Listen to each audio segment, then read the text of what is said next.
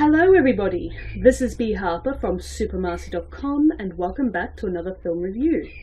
Today I'm going to talk to you about Double Indemnity, starring Barbara Stanwyck, Fred MacMurray and Edward G. Robinson, directed by Billy Wilder, written by Billy Wilder and Raymond Chandler, and was based on the original source material by James M. Cain, Double Indemnity.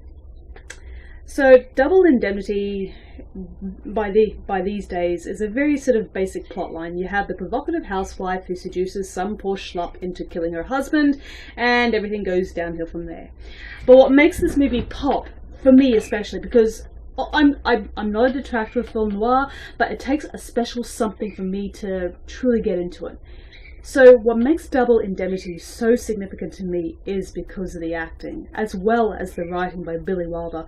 Billy Wilder is one of my favourite directors and screenwriters ever because he had a dark sense of humour, but he also had such a flowing sense of style that I don't think any director has even come close to replicating.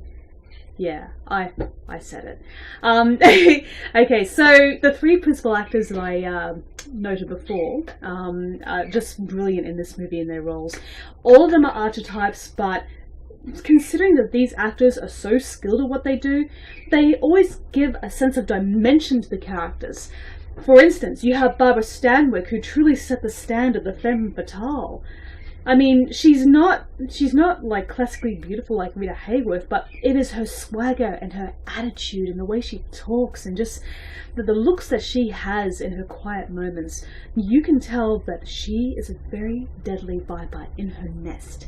No, not even a viper, a black widow waiting in her web, waiting for her prey to come close to her so she can drain it and wrap it up in her webbing and keep it in her web, under her control for as long as she wants it to be. She is just wonderful. I love the story that I heard of which when Wilder approached Stanwyck for the role of Phyllis Dietrichson, he said, "I love the script and I love you, so I would like you to come on this movie." And Stanwyck, in her wisdom, she sort of looked at the script and looked at the character, and she said, well, she's a very sort of cheap and vulgar woman. And Billy Wilder is like, yes, exactly. And I think, since you are so fearless that you are able to do this role. And then he said, are you a mouse or an actor? And Barbara Stanwyck said, oh, I like to think I'm an actor. And Billy Wilder said, good, so you will meet me on the set and you will do this. And boy, did she do this. She, as I said, she set the bar of what the femme fatale should be. The femme fatale is all about the attitude. It's all about the looks and the way that she talks. And with the wonderful script that Billy Wilder helped her to write, Phyllis Dietrichson is one of the best evil characters in cinema, even to this day. She is incredible. Then you have Fred MacMurray, who was, until that point, more of a comedic actor, more of a nice guy, very sort of, soft and fluffy and, very difficult to hate. But Billy Wilder said to Fred MacMurray, I think you have a darkness inside of you. I can see it inside of you, and I'm going to bring it out. And, that role basically got people to think very differently about him, and rightfully so. He is so good. He knows he's being strung along by Phyllis Dietrichson, but does he let go? No, he doesn't. He just can't bring himself because he's so spellbound by her. And then you have Edward G. Robinson, who is a bulldog. He will latch onto something that he knows isn't right, and he will pursue it until he exposes it. And the way Robinson talks is very sort of rapid fire and very precise and on the mark.